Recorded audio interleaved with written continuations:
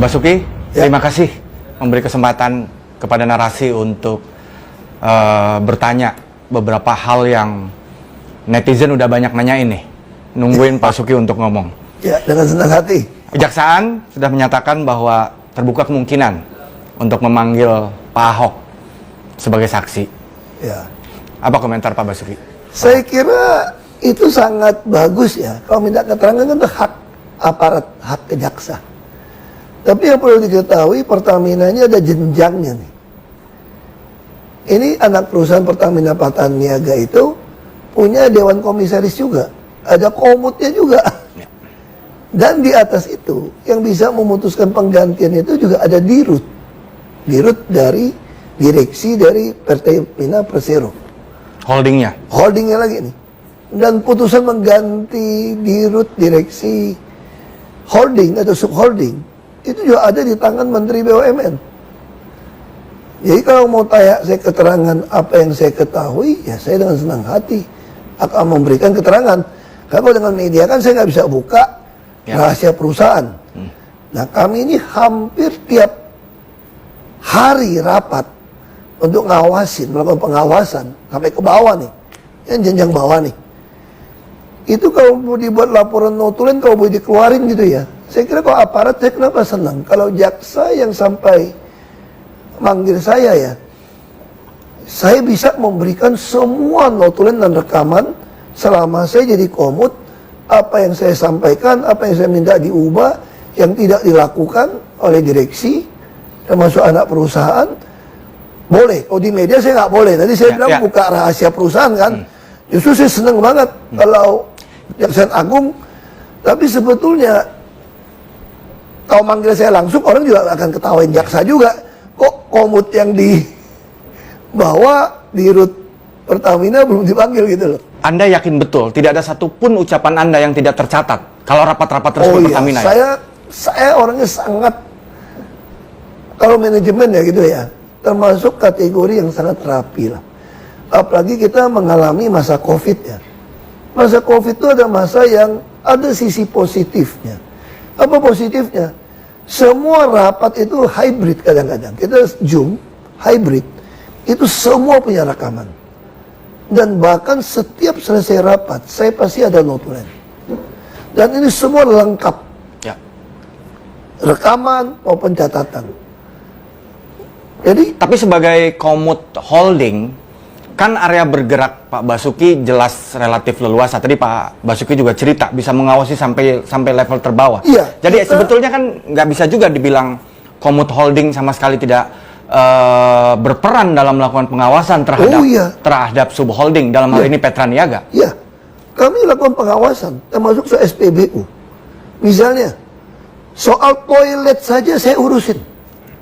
Kenapa toilet SPBU Pertamina kok gitu jelek gitu loh? Ya.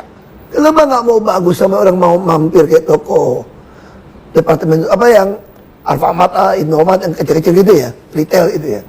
Orang kan mampir untuk ke toilet gitu loh. Kenapa kita nggak lakukan? Terus apa yang saya bilang? Saya minta semua non tunai pakai kartu My Pertamina, hampir tiap minggu saya awasin. Bahkan mereka boleh bocorin. Masih ingat kan ada politisi yang ledekin saya kan? Ini komut apa dirut? Komut rasa dirut katanya. Ya.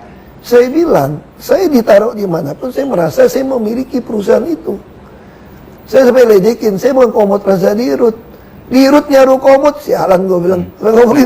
Justru itu Pak Basuki, imajinasi orang terkait seorang Basuki Cahayapurnama itu kerja sangat detail. Nah, kasus yang menimpa Petraniaga ini, itu kan periodenya kira-kira hampir berhimpitan, tidak sama persis dengan periodenya Pak Basuki bertugas.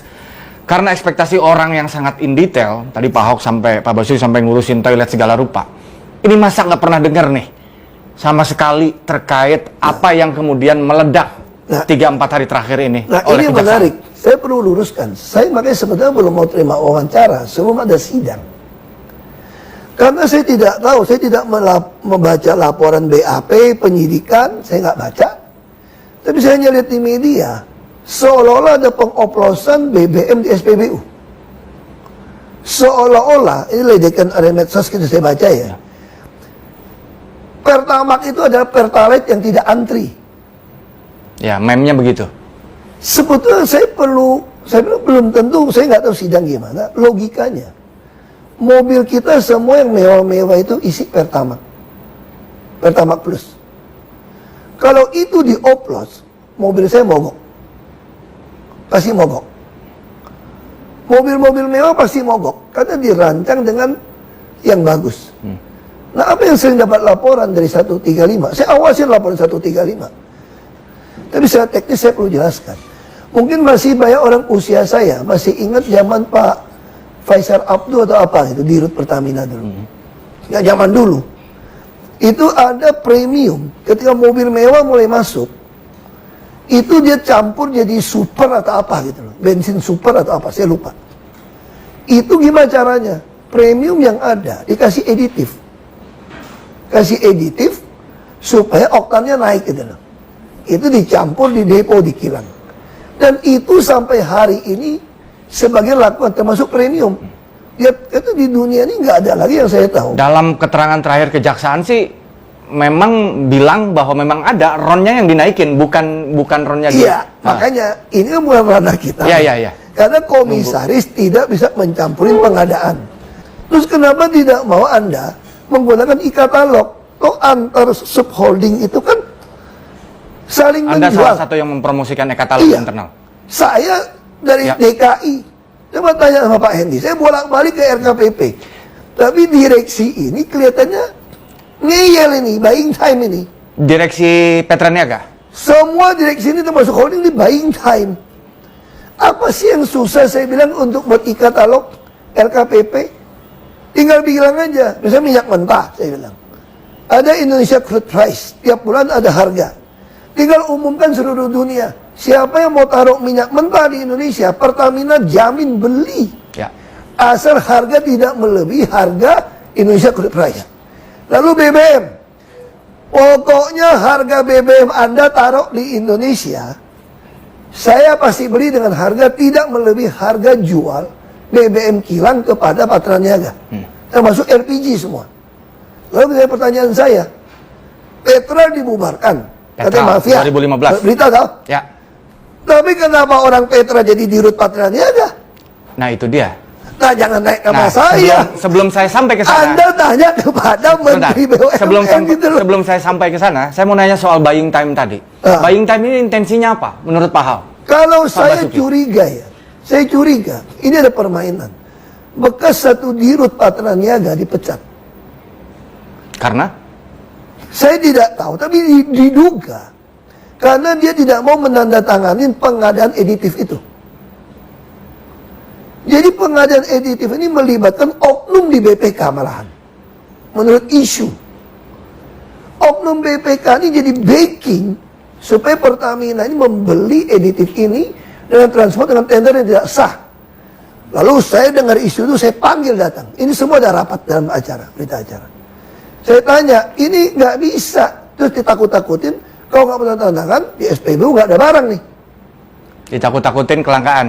Kelangkaan nih. Padahal saya bilang, mana bisa tender dipisah antara transport dengan editif. Lalu karena transport lebih mahal, dikalahkan. Editif yang lebih murah, kalau nggak salah seperti itu. Lalu saya bilang, dirutnya kalau tanda tangan, lo nggak laporin nih. Dirutnya nggak mau tanda tangan Patra Niaga. Lo bisa cari namanya siapa. Bekas orang Telkom, saya nggak usah sebut namanya. MK lah, singkatannya lah. Saya gini lah, kalau menurut saya, ini permainan sudah lama yang masing-masing penguasa tidak mau stop. Makanya kenapa orang takut saya jadi dirut, demo-demo. Kalau saya jadi dirut, saya bisa langsung pecat tuh dirut subholding. Karena untuk ke notaris saya yang putuskan. Dan saya tidak pernah takut sama Menteri BUMN manapun. Selama saya benar. Jadi kenapa saya dikurung, tidak boleh jadi dirut? Janjikan saya jadi dirut untuk membereskan. Makanya saya hanya bisa melakukan sebatas bisa saya awasin. Nah, dalam konteks pengawasan itu, banyak orang nanya nih, nagih tanggung jawab dan janji Pak Basuki yang ingin membuat Pertamina menjadi perusahaan kelas dunia tuh, ada Betul. kan itu kan? Betul. Nah, karena bukan dirut, cuma komut dalam tanda petik, cuma ya dalam konteks kewenangannya, tidak bisa operate sampai in detail, eksekusi day to day gitu. Hanya bisa mengawasi. Mari kita fokus ke pengawasan. Apa yang dilakukan oleh Pak Basuki sebagai seorang komut dalam mengawasi Pertamina maupun subholding? Secara pribadi sebagai komut maupun sistemnya seperti apa sih? Sistemnya saya ubah semua digital. Sebelum saya tanda tangan disposisi tidak ada yang digital. Pernah dengar nggak kasus dengan Peruri yang 500-an miliar? Anda bisa cari itu. Itu kan buying time contoh dari direksi. Saya suruh panggil Peruri, bikin tanda tangan. Lalu mereka laporkan Peruri minta 500 miliar. Saya kaget, mana mungkin itu mahal. Lalu Dirut Peruri bilang, karena orang Pertamina minta sama kami bangun sistem baru semua. Ya lu numpang dong sama Peruri, gue bilang. Nah itu contoh ngeyel buying time.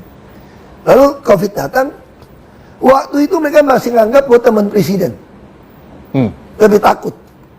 Tapi ketika saya mulai keras, 7 bulan, 8 bulan presiden tidak terima saya. Tidak terima karena? Saya nggak tahu alasannya. Kesibukan atau saya nggak tahu. Begitu 7-8 bulan tidak terima saya sudah mulai direksi-direksi mulai berani melawan saya. Karena mereka sudah tahu saya nggak bisa gantikan mereka. Nah, lalu apa saya lakukan? Tapi walaupun begitu, saya kunci di dalam rencana kerja.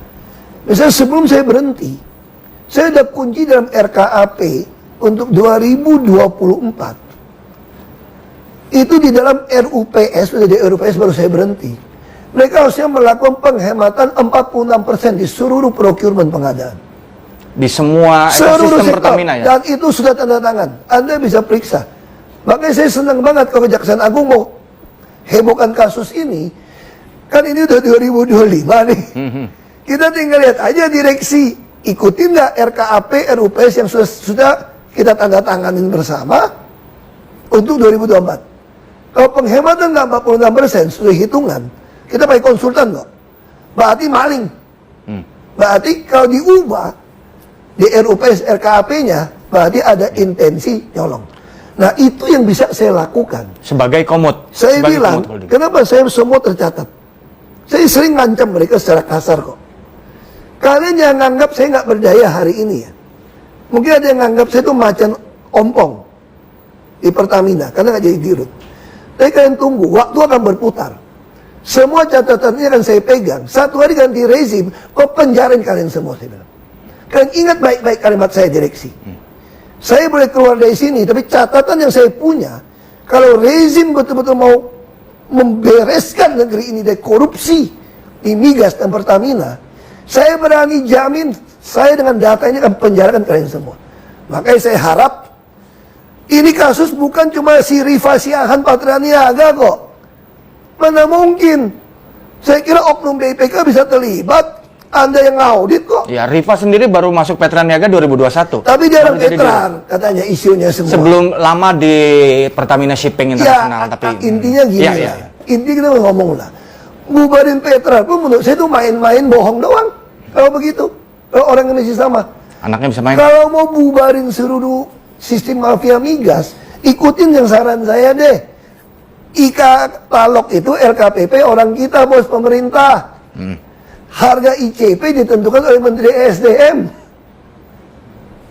Subholding kilangnya Pertamina itu kan kurang efisien sebetulnya. Harusnya kilang yang lebih modern, lebih murah. Jadi kalau saya mengatakan harga kilang Pertamina aja patokan Ika Talok, karena udah dibeli dari subholding Patraniaga, termasuk LPG, kan barang nggak cukup. Aftur segala macam. Selesai. Apa yang mau mafia? Dan Indonesia siap perang sama siapapun. Karena punya stok minyak bisa setahun. Nah, terkait buying time itu, Pak. Itu maksudnya. Salah satu angle yang dibidik oleh Kejaksaan Agung adalah pengkondisian agar ketergantungan impor kita ini terus tinggi dengan cara menghalangi produksi minyak dalam negeri nggak optimal. Kata Kejaksaan ya, ada rapat tersendiri nih untuk melakukan pengkondisian ini. Nah, ini pengkondisian ini kan luar biasa ya, Pak ya. Maksud saya, ini kan ngomongin pengkondisian yang besar, yang beyond menurut saya urusan subholding gitu. Sebetulnya nggak beyond. Ini bukan beyond. Ini ada tangan yang berkuasa ikut main kalau menurut saya gitu loh. Di Republik ini. Itu yang saya maksud. Beyond kalau urusan saya subholding mau perusahaan. Apa yang susah? Saya kasih contoh gini ya. Ini bisa jadi lebar kemana-mana kasusnya kok dibongkar. Saya senang banget ini. Ya. Saya kasih contoh begini. Ya. Saya agak emosi nih soal ini. Saya di sini bukan mau mendefend Pertamina atau siapapun. Saya ingin masyarakat itu mengerti bahwa akar masalah Republik Indonesia adalah korupsi dan kemunafikan. Jadi orang semua saling sandra menyandra, ada dikasih jabatan, wewenang. Nah, saya contoh gini. Ini yang paling gampang kok. Kalau kita ngomong bicara soal impor tadi ya. Anda perhatikan nggak? Waktu pertama kali saya baru masuk Pertamina, kilang terbakar. Kamu kira kilang yang dibakar? Nggak berani oknum bakar kilang, karena rezeki dia di situ. Tahu yang dibakar apa? Tangki paling luar. Kemana beritanya? Ada oknum politisi yang nyolong minyak kapal terlibat di Tuban. Masih ingat nggak itu? Kenapa ada mau diam hari ini? Saya mau tanya. Mana aparat pekerjanya? Yang dibakar apa? Tangki paling luar. Ini orang kurang ajar banget nih. Saya sengaja datang. Saya mau cek waktu itu. Ke Indramayu ya. Balongan. Saya mau cek. Ada laporan minyak dicolong. Karena ada laporan dari beberapa konsumen. Minyak solar beli dari Pertamina. Kenapa orang nggak mau beli dari Pertamina? Itu kecampur sama air laut. Logika tuh gini. Ini tangki paling luar untuk kirim ke kapal. Itu pakai pipa tau nggak? Itu disinyalir ketangkap kok. Ada beritanya kok. Dicolong. Nah kalau colong kosongnya gimana? Diisi air laut. Pas kapal yang benar isi ke konsumen ke bawah air laut. Nah saya mau periksa. Karena saya pernah baca kan sekarang gampang toh. Anda baca di Google juga tahu. Ya. Di Nigeria pernah kejadian juga. Anak buah minyak colong minyak waktu mau diaudit dibakar tangkinya. Ya saya mau lihat nih tangkinya stoknya ada berapa. Terus kalau mau bakar tangki itu nggak susah loh. Kalau mau bakar sesuatu itu nggak butuh apa? Butuh api, butuh oksigen, butuh uap minyak loh. Kalau Anda ngisi bensin di SPBU, kenapa dia bilang nggak boleh ngerokok? Karena ada uap, oksigen sudah ada. Kalau Anda pakai HP saja, ada penyebar listrik, meledak. Nah sekarang apa yang terjadi? Waktu saya sampai, malam pagi. Kebakaran, tangki. Minta saya nggak boleh datang. Tangki terluar ini? Ya, saya datang. Buat saya itu disinyalir, menurut saya itu mau menghilangkan Bukti ini. Jejak. Lalu apa terjadi? Sampai ke polisian, kita lihat itu, disambar petir katanya. Nah, kenapa bisa? Kita cek, menurut saya, dia sengaja bikin overflow uapnya. Tadi Pak Ahok bilang soal pengkondisian itu, ini bukan urusan Saya dengar ini isu ada kotor tangan-tangan ini. kekuasaan yang Waktu terlibat. kita cerita orang dalam gitu ya. Waktu Bapak jadi komut, udah mendengar cerita-cerita Ya, ini? kan kita nggak tahu. Makanya saya kenapa begitu ngotot ke LKPP. Saya dengar isunya, kita butuh 800.000 lah, kira-kira BBM dan minyak mentah, impor. Isunya itu bisa bagi-bagi sampai $2-4 per barrel. Per barrel. Nah kalau yang paling berkuasa dapat $2 per barrel, itu 1,6 juta.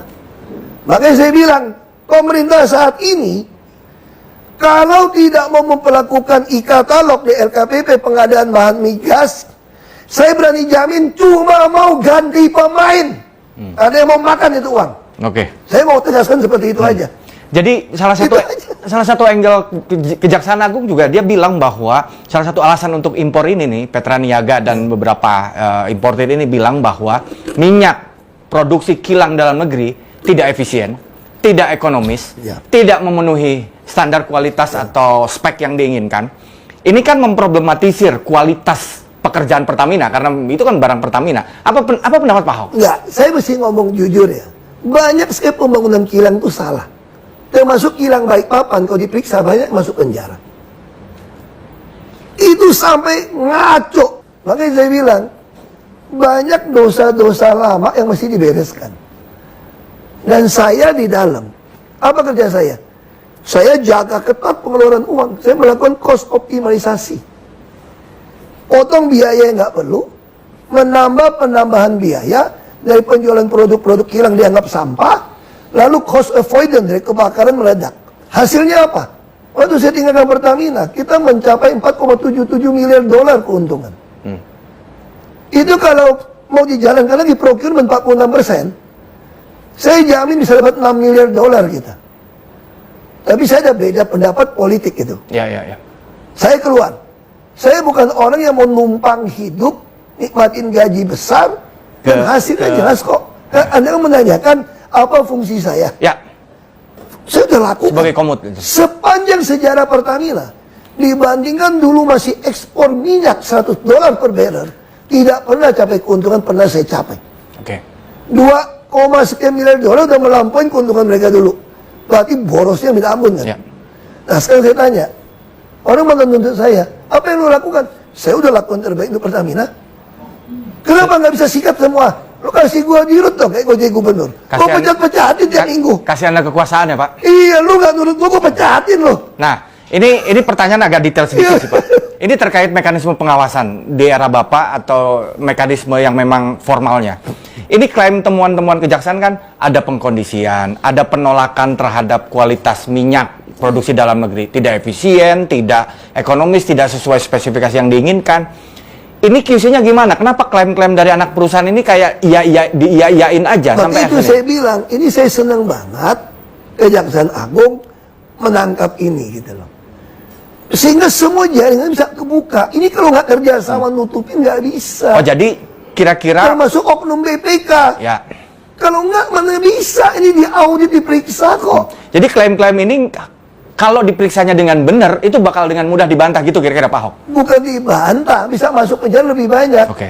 Kalau saya jadi Jaksa Agung, sorry Pak Jaksa Agung ya, mohon maaf ini, saya akan telusuri uang dari si pengada supplier itu kemana.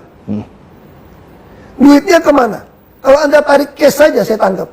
Dulu di Jakarta, saya kerjasama dengan PPATK. Ya? Nah, Aliran transaksi keuangan. Kenapa saya bisa tahu ada permainan? Saya cek duit orang yang supply ke kita, dia tarik cash. Kalau kamu jadi pengusaha, ngapain lu tarik cash sampai ratusan puluhan miliar? Masih buat bagi-bagi dong. Ya. Kenapa nggak transfer uang itu banyak? Lalu saya cek rekening lurah, camat yang urusan sama itu. Masa tiba-tiba punya puluhan miliar? Saya bisa periksa. Nah sekarang saya bukan Jaksa Agung. Periksa dong, semua dana yang keluar dari bank, kan semua bank kan jelas. Jadi maksud Pak Ahok jadi maksud Pak Ahok adalah bahwa Pak Ahok juga mendengar ada klaim-klaim bahwa ini tidak efisien, tidak ekonomis, tidak sesuai spek sehingga impor. Makanya gitu. saya lakukan cost optimalisasi. Lalu mereka buying time-nya apa ngeelnya? Dia nggak lakukan di Tuban, dia lakukan di Pulau Nipa. Saya maki-maki tuh. Jadi mereka geser. Iya. Ke Nipa ngapain? Dekat Singapura bersaing. Lu bullshit lu, gue bilang. Lu taruh di Tuban, di tengahnya Indonesia. Dekat IKN. Pak, sorry Pak. Lu tanya lah, lu bisa tanya. Si Riva tuh pernah gue maki. Kalau gue di Hirut, udah pecat lu, gue bilang. Selain cost Pernah gue gitu, gue pecat lu, gue bilang. Selain cost optimization, apalagi Pak yang pernah Bapak lakukan? Karena mendengar bahwa ada pengkondisian supaya impor, ada klaim-klaim bahwa minyak dalam negeri nggak sesuai spek, jadi kita harus impor. Selain cost optimization, apalagi yang Bapak lakukan? Saya bawa seluruh tim procurement dengan konsultan membuat digitalisasi seluruh procurement, termasuk kerjasama RKPP, direksi ngeleplan untuk membuat di RKPP. Udah kasih dulu di RKPP itu ya, ada satu halaman khusus DKI teman. Ya. DKI itu khusus. Nah RKPP udah sepakat sama saya untuk membuat satu laman khusus Pertamina. Tapi yang bisa masuk ini semua kan mesti orang Pertamina. Kagak dikerjain. Datang lagi, panggil lagi, ngeel lagi, panggil lagi, ngeel lagi. Itu yang jadi Pak Ahok udah tahu itu dan udah memanggil. Tapi saya tidak tahu mereka markup atau enggak. Saya cuma menduga. Mereka tidak menjalankan perintah Pak Ahok saya cuma menduga. Ini barang dipakai terus. Kenapa mesti tender tiap 3 bulan? Ya. Ini barang jelas kok. Kita ada RKPP kok. Kenapa mesti gitu pusing? Lalu saya sudah sampaikan juga. Angkutan semua mesti kita. Harga mesti flat. Yang pakai alfa, beta, hitungannya nggak masuk akal. Jadi selain cost optimization, Bapak panggil bolak-balik, Bapak maki-maki, nggak kepikiran Bapak laporin ke BPK atau ke KPK? Aduh. Kan komut sebagai LNG kan gue yang lapor. Kalau soal pengadaan gue nggak bisa lapor dong. Kenapa nggak bisa Pak yang pengadaan? Saya kasih tahu gini, kalau Anda punya pembantu di rumah, Anda jamin nggak pembantu Anda tidak mencuri? Mungkin ada yang bisa menjamin, mungkin tidak. Oh, nggak bisa. Kita punya pembantu, kontraktor saya dan ibu saya kok. Tapi apa yang dilakukan ketika terjadi penipuan? Gue pecat. Selesai kan? Masalahnya Bapak nggak bisa mecat. Masalahnya kenapa? Mereka kenapa ngeyel kayak gitu? Saya udah teriak berapa kali gue pecat tuh, termasuk My Pertamina. Termasuk Rifa Siahaan, pernah Bapak maki-maki? Aduh, lu baik cari rekaman, gue maki-maki hampir tiap minggu. Bisa Termasuk disebutkan nggak Pak? SPBU. Salah satu ya, case yang dimaki-maki nih, Rifa ya? Ya, saya kasih contoh ya. Saya minta tunai dihilangkan dari seluruh SPBU. Minta ke Rifa nih? Ya, bikin. Termasuk soal untuk GOTS ngukur semua digital. Tapi yang mereka bikin itu tuh nggak, GOTS sama Telkom ngukur tangkinya. Gue nggak mau, gue bilang, lu jangan perkeliruan di kampung kan namanya perkeliruan ini. Buat apa gue mengetahui isi tangki? Itu mah pembeli solar minyak habis dia akan telepon kita dong. Ngapain lu habisin triliunan kerja sama Telkom untuk ngukur tangki di dalam berapa? Gue pengen kayak itu tuh, saingan lu tuh, AKR. Gue udah datangin tempat dia, AKR. Habisin cuma 300-an juta, ukur nozzle-nya dong. Gue pengen nozzle itu digital, bos. Sehingga di dalam Nggak kontrol lagi manual ya? Di dalam kontrol room saya tahu nih orang ngisi minyak berapa. Lalu kita akan beli akuisisi Chevron. Saya bawa anak-anak Chevron itu membangun IEDCC waktu itu, Integrated Data System ya. Sekarang dia bikin jadi semacam hub, data hub. Itu saya yang bikin. Sehingga saya bisa kontrol minyak yang keluar dari perut bumi, berapa barrel per hari, harus input data. Sampai angkutan kapal berapa lambat, begitu dia lambat, gua tahu dia kencing. Telepon si kaptennya. Kalau kapal melambat, dia 5 knot atau 1,5 knot, ini pasti pindah barang. Jadi kalau dengar cerita Pak Ahok nggak kaget kalau Rifa kena kasus kayak gini? Ya. Karena kalau cerita Pak Basuki tadi udah sering dimaki-maki nih. Ya tapi saya nggak pernah berpikir kena kasus itu soal maaf nggak maaf karena bukan ranah saya. Oke. Tapi kalau kita marah mereka tidak kerjakan, itu saya udah marah berkali-kali. Termasuk soal digital lambat. Pengadaan apa yang lebih gila lagi? Ada barang pengadaan di kilang berbeda, dengan nama berbeda, dengan PT berbeda. Itu bisa masuk. Itu saya temukan. Dapat laporan, lalu saya bikin. Kenapa bikin digitalisasi pengadaan? Misalnya PT Basuki Purnama untuk supply masuk ke Pertamina. 1 nomor. Ada ketemu PT Basuki titik Purnama, 2 PT. Sama. Di pengadaan 1 ruko, kenapa barang kita bisa unplanned shutdown? Gara-gara banyak supplier kontraktor tidak kompeten. Sudah melampaui kemampuannya. Karena dia tipu dengan nama. Dengan nama. Belum lagi harga berbeda. Itu semua kita tangkap. Bapak kenal nggak nama-nama perusahaan-perusahaan yang disebut? Muhammad Carey. Saya cuma dengar Khalid ini. isu-isu di media soal Petral, soal mafia migas dulu. Bapak sebagai komut kan bisa ngecek data arsip, data Nggak ada macam. namanya sama sekali. Oh, nggak ada. Kita nggak bisa cek sampai ke dalam teknis seperti itu. Seorang komut nggak bisa ngecek sampai gitu. Kita bikin surat, saya kasih tahu lah. Pernah nggak dengar isu kartu kredit? Iya, tahu. Bapak yang minta. Saya minta tidak dikasih. Saya tahu dari mana. Diam-diam rahasia nih. Kalau misalnya lewat bank kita dikasih, baru saya dapat perut odong. Saya minta data saldo aja dia nggak mau kasih. Kenapa mereka nggak takut sama saya? Oh, kamu nggak bisa mecat saya. Tapi kenapa mereka takut? Kalau nyolong ketahuan saya bisa lapor KPK. Ya. Makanya selalu nekan saya nggak boleh ngomong di media, tapi di ngomong ini rahasia perusahaan, oke? Tapi mesti kerjain. Kalau Anda dengerin rekaman, saya harap kalau naik sidang itu nanti semua rapat saya itu suara didengarkan di sidang. Ya. Kalian akan dengar saya maki-maki, gue bisa marah sampai segitu di dalam rapat. Cuma kan kita nggak bisa keluarkan, ini PT. Ya. Kalau mau dari Jakarta, mah aku pasang di YouTube semua. Pak, Pecat. ini momentumnya itu Bapak melihat ada unsur politik nggak dari pengungkapan kasus ini, periode pengungkapan kasusnya itu mirip dengan periode Bapak menjabat Aku nggak bisa nuduh. Bagi saya sederhana, kalau pemerintah sekarang mau membereskan Bapak melihat ada unsur politik nggak dari pengungkapan kasus ini, periode pengungkapan kasusnya itu mirip dengan periode Bapak menjabat aku nggak bisa nuduh. Bagi saya sederhana, kalau pemerintah sekarang mau membereskan soal Pertamina, membereskan soal pengadaan, taruh di katalog RKPP. Oke. Kalau Anda tidak kasih, semua orang akan curiga Anda sedang mau ganti pemain. Kalau ini berlalu seperti ini hanya ganti pemain. Kita tahu toh, mau kasus PT Timah, mau siapa, kalau masih sama kejadiannya, Anda ganti pemain. Jadi kalau itu tidak dilakukan dari tahun 50-an sampai kapanpun, Pertamina tetap akan menjadi sarang korupsi. Iya. Makanya kenapa semua takut menjadi dirut toh? Kenapa semua pengen karakter assassin gua? Karena bukan sombong nih. Ahok tuh mesti dibunuh, bilang dia nggak jujur, dia korup. Kan itu yang maunya orang gitu loh. Pejabat Republik ini kalau mau beres, naikin gaji. Tapi pembuktian terbalik.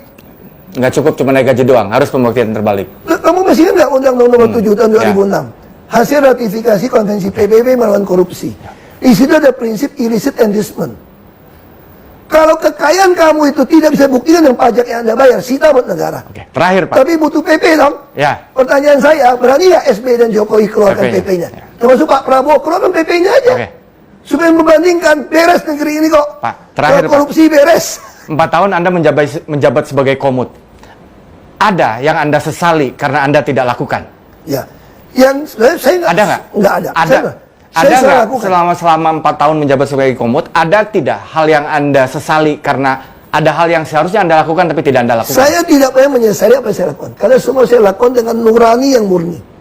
Dan saya berdiri untuk kebenaran, keadilan, kejujuran, dan kemanusiaan. Maka saya tidak pernah menyesali. Saya sampai bilang, itu the art of dying well. Saya mau meninggal dengan tidak ada penyesalan. Sebagai tugas saya sebagai politisi. Dan saya tidak mengingkari sumpah jabatan saya. Saya tidak menghina Tuhan saya. Tidak melakukan tugas panggilan saya sebagai politisi. Tidak menyesal ya Pak berarti? Maka saya tidak akan pernah menyesal. Kalau menyesal apa? Teman saya tidak pernah kasih saya jadi dirut. Itu aja.